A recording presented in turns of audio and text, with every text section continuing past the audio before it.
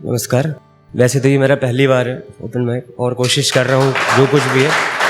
थोड़ा stage fear भी है तो उसमें है कि, और थोड़ा तबीयत भी ख़राब है कि मेरी आंखें थोड़ी नम दिख रही हैं,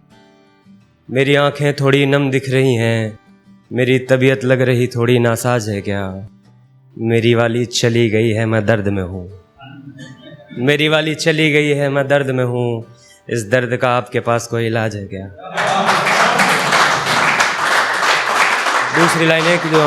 दूसरी एक दो लाइन है, जैसे होता है कि मतलब अभी मैंने लिखना शुरू किया तो मैंने जाना कि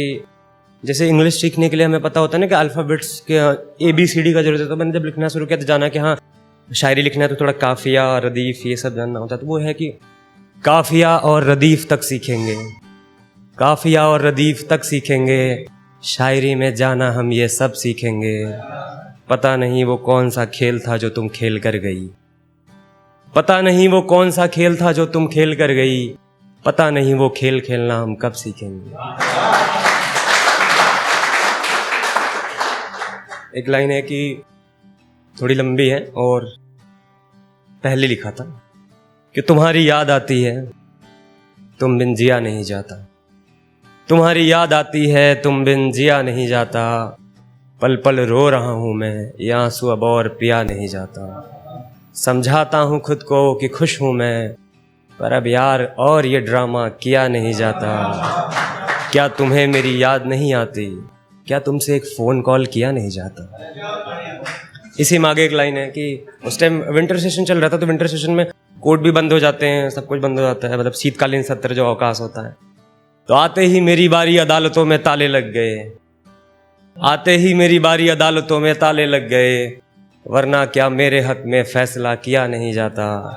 और ऊपर वाला भी गुमशुम और चुपचाप सा बैठा है, क्या उससे मेरे मोहब्बत का इंसाफ किया नहीं जाता। और क्या तुम्हें मेरी याद नहीं आती, क्या तुमसे एक फ़ोन कॉल किया नहीं जाता। आगे इसमें है कि अपने अबसारों में असीर बना दो, सारो अबसार मतलब नैन नेत्र, मतलब अपने अबसारों में असीर बना दो, मैं राजा की तरह रहता हूँ मुझे फ़कीर बना दो। और दूध तुम्हारे हाथ में दे दिया है जाना, दूध तो तुम्हारे हाथ में दे दिया है जाना, चाहे तो इसे पी जाओ चाहे तो खीर बना दो। एक है कि तुम्हारी तो निगाहें ही काफिर निकली, तुम्हारी तो निगाहें ही काफिर निकली, फिर क्या मुझे तो खराब होना ही था, और तुम तो गिलास और उसमें पड़ी बर्फ बन गई, मुझे तो यार शराब होना ही था। एक है कि लॉकडाउन में मैंने ये शायरी लिखी थी, मतलब कभी कभी लिख लिया करता था, सुनाने का मौका कभी मिला नहीं था, कि उसने उसके लिए हो रहे मेरे फिक्र को झूठा फसाना बता दिया, उसने उसके लिए हो रहे मेरे फिक्र को झूठा फसाना बता दिया, मैं उसे याद बहुत करता था, उसने उसे शहरबंदी और लॉकडाउन का बहाना बता दिया। मैं अब उसे किस कदर समझाऊं कि मैं उसे जिंदगी में कैसे वापस लाना चाहता था, मैं उसे किस कदर समझाऊं कि मैं उसे जिंदगी में वापस लाना चाहता था, उसने मेरे इन सब बातों को मेरा खेल पुराना बता दिया, मैं उसे याद बहुत करता था, उसने इसे शहरबंदी और लॉकडाउन का बहाना बता दिया। और एक मतलब मैं अब आखिरी है मेरे तरफ से थोड़ा, वैसे तो सब सोच रहे होंगे कि पूरा दर्द ही दर्द है, तो आदमी है निकल रहा है उसमें। इसके बाद है कि ब्रह्मांड की जो है सृष्टि की सबसे खूबसूरत रचना जो है वो स्त्री है। सब कहते हैं भाई है स्त्री है, लेकिन स्त्री सिर्फ माँ के रूप में अच्छी होती है, कभी भी वो और किसी रूप में हो ही नहीं सकती अच्छी। उसमें है कि दर दर भटकती रही दर मिला नहीं उसको,